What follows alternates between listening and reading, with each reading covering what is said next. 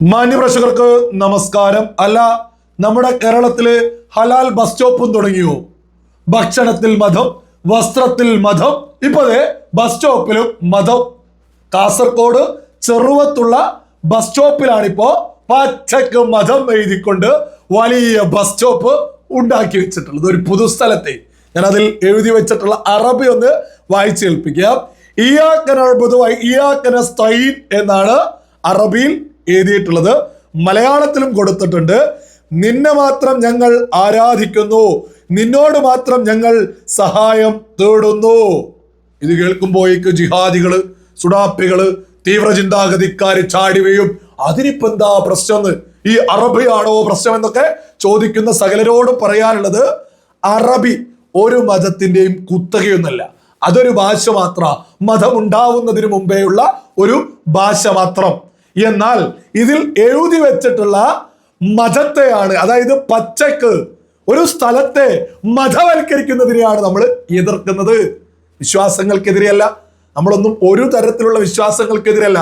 പക്ഷേ നമ്മുടെ കേരളത്തിൽ ഓരോരോ ഏരിയകൾ മതവൽക്കരിക്കുന്നതിന് ബോധവും നിലവാരവുമുള്ള ഓരോ മലയാളിയും എതിർക്കേണ്ടത് തന്നെയാ.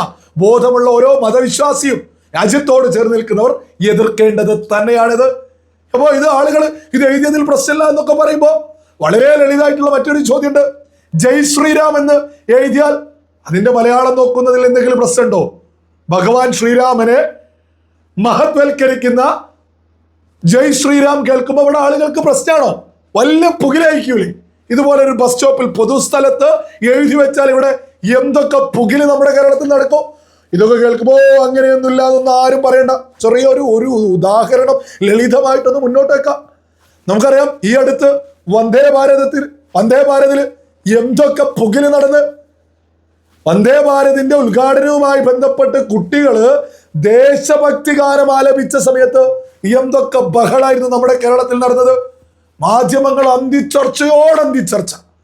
മറുഭാഗത്ത് ഭരണപക്ഷമായിട്ടുള്ള LDF, പ്രതിപക്ഷമായിട്ടുള്ള UDF, ഇവർക്ക് ഒറ്റക്കെട്ടായിട്ട് RSS ഗണഗീതം ആലപിച്ചോ. ഒരു പൊതു സ്ഥലത്ത്, പൊതു പ്രോഗ്രാമില്, പൊതു സ്വത്തില് ദേശഭക്തി ഗാനം കുട്ടികൾ പിന്നെ രാജ്യത്ത് വികസനം നടക്കുമ്പോ, രാജ്യ പുരോഗതിയില്, രാജ്യത്തിന്റെ വളർച്ചയിലൊക്കെ ദേശഭക്തി ഗാനമല്ലാതെ മറ്റെന്തായിരുന്നു ആലപിക്കേണ്ടത്? ദേശത്തിനെതിരെയോ? എന്താണ് അന്നൊക്കെ ഇവര് പൊക്കിപ്പിടിച്ചിരുന്നത്?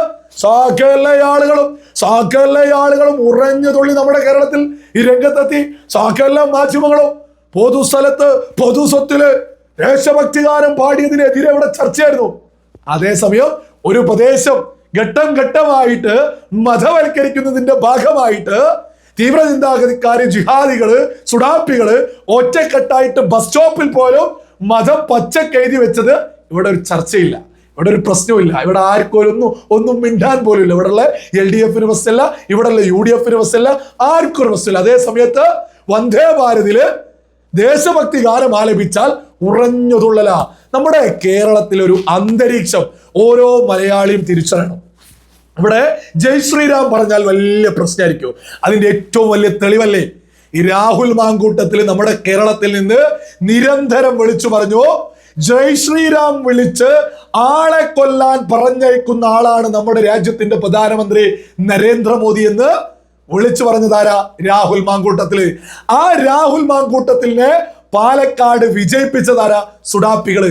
കോൺഗ്രസ്സുകാര് പ്രകടനം വിളിച്ച് വിജയത്തിന്റെ പ്രകടനം വിളിക്കുന്നതിന് മുമ്പ് സുഡാപ്പികൾ ആഹ്ലാദ പ്രകടനം നടത്തി. എന്തുകൊണ്ടാ? ജയ് ശ്രീരാം വിളിച്ച് നരേന്ദ്രമോദി ആളെ കൊല്ലാൻ പറഞ്ഞയക്കുന്നു എന്ന് നിരന്തരം പറയുന്നത് കൊണ്ടുള്ള സുഡാപ്പികൾ വിജയിപ്പിച്ചെടുത്തതാ. വോട്ട് ചെയ്യിപ്പിച്ച് വിജയിപ്പിച്ചെടുത്ത്. രാഹുൽ മാങ്കൂട്ടത്തിൽ നെറുകേട് വിളിച്ചു പറഞ്ഞതിന് അങ്ങേയറ്റം അനുഭവിക്കുന്നു.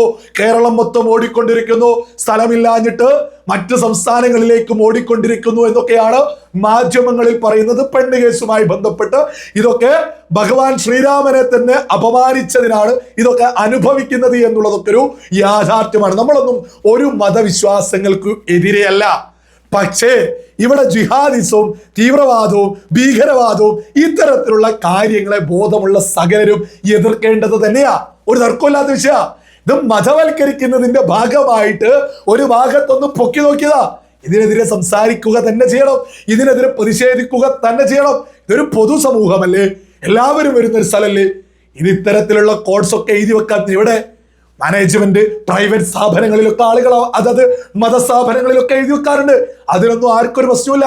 പ്രശ്നമുള്ളത് പൊതുസ്ഥലത്ത് ഇതുപോലെ മതം പച്ചക്ക് വിളിച്ചു പറയുമ്പോ ഇവിടെ ആർക്കും ഒരു പ്രശ്നമില്ല.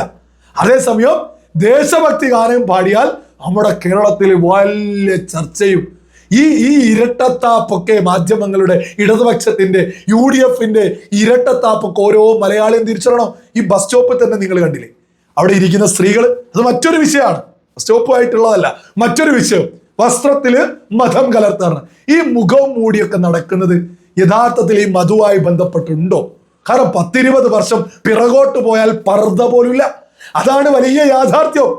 എന്നാൽ പർദ്ദയും കഴിഞ്ഞ് അതും കഴിഞ്ഞ് ഒരു സ്റ്റെപ്പ് കൂടി അധികമായിട്ട് മുഖം മറച്ചു വരിക. ഈ പറയുന്ന നിക്കാബ് എന്ന് പറയുന്ന ഈ മുഖം മറക്കലിനെയൊക്കെ നിരോധിക്കണം. അത് പൊതുസമൂഹത്തിന് അപകട. ഇത് ഞാൻ എന്തെങ്കിലും പറയല്ല. മുസ്ലിം ഭൂരിപക്ഷ രാജ്യങ്ങളിലൊക്കെ, മിക്കവാറും മുസ്ലിം ഭൂരിപക്ഷ രാജ്യങ്ങളിലൊക്കെ ഇത് നിരോധിച്ചിട്ടുണ്ട്. ആ രാജ്യത്തെ ഭരണാധികാരികൾ മുന്നോട്ട് വെക്കുന്നത് ഈ മുഖം ധരിച്ച് ആളുകൾ രംഗത്തെത്തുന്നത് സുരക്ഷാ ഭീഷണിയാണ്. അതുകൊണ്ട് മുസ്ലിം ഭൂരിപക്ഷ രാജ്യങ്ങളിൽ പോലും ഈ പറയുന്ന നിക്കാബ് മുഖം മറയ്ക്കുന്നതിനെ നിരോധിച്ചിട്ടുണ്ട്. നിങ്ങൾ ഈ ബസ് സ്റ്റോപ്പിൽ തന്നെ കണ്ടില്ലേ, ഇരിക്കുന്നത് മുഖം മറച്ചിട്ട്. ഇതൊക്കെ മലയാളികൾ ചർച്ച ചെയ്യേണ്ടതാ. മതവൽക്കരണം നമ്മുടെ കേരളത്തിൽ ഓരോരോ ഭാഗത്തും ഇത്തരത്തിൽ പല രീതിയിലുള്ള ഈ പറയുന്ന മതവൽക്കരണം നടത്തിക്കൊണ്ടിരിക്കുന്നുണ്ട്. മുഖമില്ലാത്ത സ്ത്രീകള്, മുഖമില്ലെങ്കിൽ പിന്നെ നിങ്ങളൊന്ന് ആലോചിച്ച് നോക്കൂ. അതൊക്കെ എത്ര യഥാർത്ഥത്തിൽ ഒരു ഊളത്തരം പോലെയാണ് അത് കാണുന്ന സമയത്ത് തന്നെ.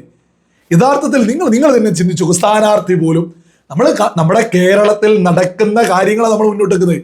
നമ്മൾ എന്തും ഇല്ലാത്തതല്ല. കൃത്യമായിട്ട് ഒരു സ്ഥാനാർത്ഥി പോലും ഈ ത്രിതല പഞ്ചായത്ത് തിരഞ്ഞെടുപ്പിൽ മുഖമില്ലാതെ നിങ്ങളെ ഞങ്ങൾ നോക്കിക്കോളാം, നിങ്ങളെ സ്വാതന്ത്ര്യത്തിന് വേണ്ടി ഞങ്ങൾ വന്നോളാം, നിങ്ങളുടെ അവകാശത്തിന് വേണ്ടി ഞങ്ങൾ എത്തിക്കോളാം എന്നൊക്കെയാ പറയുന്നത്. ആര് പറയുന്നത്? മുഖം പോലില്ലാത്ത സ്ത്രീകൾ പോയിട്ട് പറയാ മറ്റുള്ളവർ ഞങ്ങൾ നോക്കിക്കോളാന്ന്. ഇതൊക്കെ ഒരു മതവൽക്കരണത്തിന്റെ ഭാഗമല്ലേ?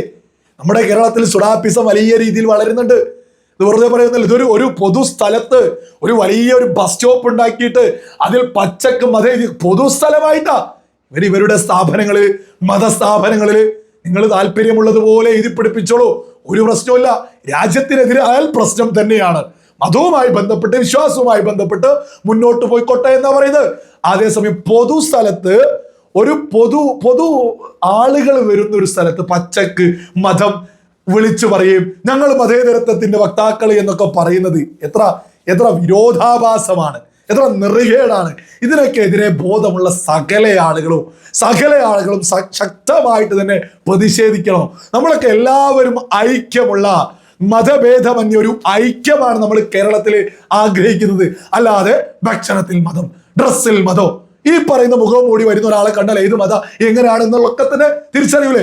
അപ്പൊ സകലത്തിലും മതം കുത്തിക്കയറ്റുന്നതിന് പകരം വിശ്വാസമൊക്കെ ഉള്ളിലാണ്. അതൊക്കെ എല്ലാവരും മുന്നോട്ട് കൊണ്ടുപോയിക്കൊള്ളട്ടെ. പക്ഷെ നമ്മുടെ പൊതുസമൂഹത്തെ ഭിന്നിപ്പിക്കുന്ന തരത്തിലേക്ക് ഇത്തരത്തിലൊക്കെ കാണുന്ന സമയത്ത് വളരെയേറെ പുച്ഛമാണ് തോന്നുന്നത്.